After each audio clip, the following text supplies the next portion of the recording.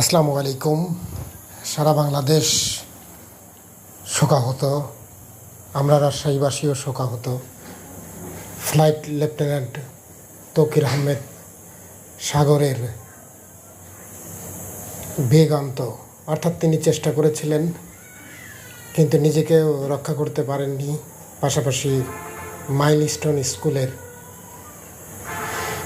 ১৯ জন শিক্ষার্থী সঙ্গে সঙ্গেই মৃত্যুবরণ করেছেন এবং পরবর্তীতে মৃত্যু সংখ্যা ৩০-এ দাঁড়িয়ে গিয়েছে। একজন শিক্ষকও মারা গিয়েছেন।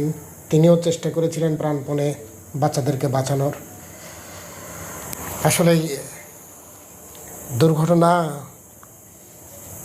কেউই কাম্য করে না, যা অনাকাঙ্ক্ষিত হয়তোবা কিছু অসতর্কতার কারণে, কিছু ভুল ত্রুটির কারণে অনেক সময় হয়ে থাকে। পাবনা ক্যাডেট কলেজ থেকে পড়াশোনা করেছেন তিনি। রাজশাহীতেই বসবাস করেন তার বাবা এবং তার পরিবার। তার বাড়ি রাজশাহী বিভাগের, কিন্তু মূল বাড়ি চাঁপাইনবাবগঞ্জের।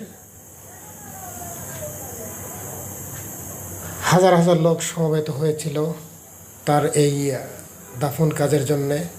4:30-র সময় দেওয়া হলেও 5 মিনিট আগেই জানাজা পড়ানো হয়, কারণ লোক সমাগম বেশি হয়ে গিয়েছিল।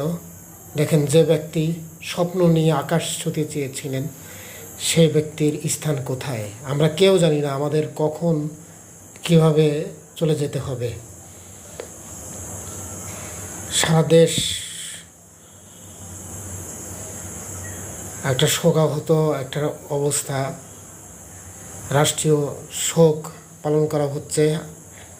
আমি দেখেছি, খুব কাছ থেকে দেখলাম সহকর্মীরা কিভাবে কান্না করছে। অর্থাৎ যারা সহকর্মী তারা একে অপরের ভাই। তৌকির ইসলাম সাগরের বাবা বারবারই আহাজারা করছিলেন তাদের এই একমাত্র সন্তান হারিয়ে। 6 মাস আগেই ছেলেকে বিয়ে দিয়েছিলেন, অথচ কত না স্বপ্ন ছিল চোখে। এত কষ্ট করে পড়াশোনা করিয়েছেন, এত আশা নিয়ে ভালো একটা চাকরি পেয়েছেন, ট্রেনিংয়ের অর্থাৎ সব স্টেপগুলো শেষ করেছেন। সর্বশেষ স্টেপটাই তিনি শেষ করতে পারলেন না। জীবনের অন্তিম সময়ে চলে গেলেন। তরুণ একজন রাজশাহীর কৃতি সন্তান তথা বাংলাদেশের কৃতি সন্তান, তরুণ একজন উদ্যমী একজন অফিসার তিনি চলে গেলেন। এবং আমাদের শিশু কিশোর বাচ্চাগুলো চলে গেল। একজন শিক্ষকও মারা গিয়েছেন। আবার যাদের অবস্থা আশঙ্কাজনক তাদের সুস্থতা কামনা করি। এভাবে সম্মাননা প্রদান করা হয়। হাজার হাজার লোক জমায়েত হয়েছিল। প্রশাসনের সব পর্যায়ের বাহিনী ছিল এখানে। সেনাবাহিনী থেকে শুরু করে পুলিশ থেকে শুরু করে আমরা ওনার বাবাকে দেখতে পাচ্ছি। আসলে পিতার পূর্বে পুত্রের মৃত্যু খুবই বেদনাদায়ক। চোখ দিয়ে সামনে না দেখলে বোঝা যায় না। দেখেন, যে ব্যক্তি আকাশে উঠছিল অথচ সেই ব্যক্তি আজ কাফিনে পড়ে গিয়েছে। আমরা কেউ জানি না কখন কার মৃত্যু হবে। তাকে সম্মান জানানো হচ্ছিল।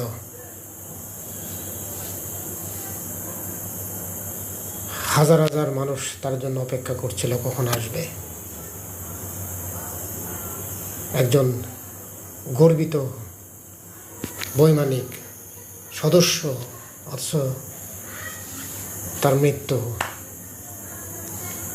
সবারই মৃত্যুবরণ করতে হবে, কিন্তু কিছু মৃত্যু আছে আসলেই অসময়ে। সৃষ্টিকর্তার ডাক দিলে সবাইকে যেতে হবে, কিন্তু কিছু মৃত্যু সত্যিই খুবই বেদনাদায়ক।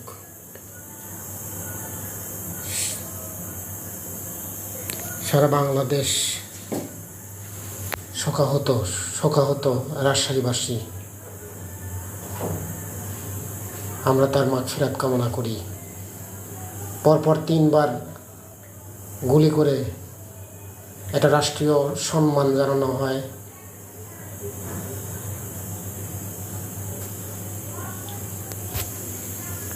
সকল বাহিনীর পক্ষ থেকে এক এক করে সম্মান জানানো হয়।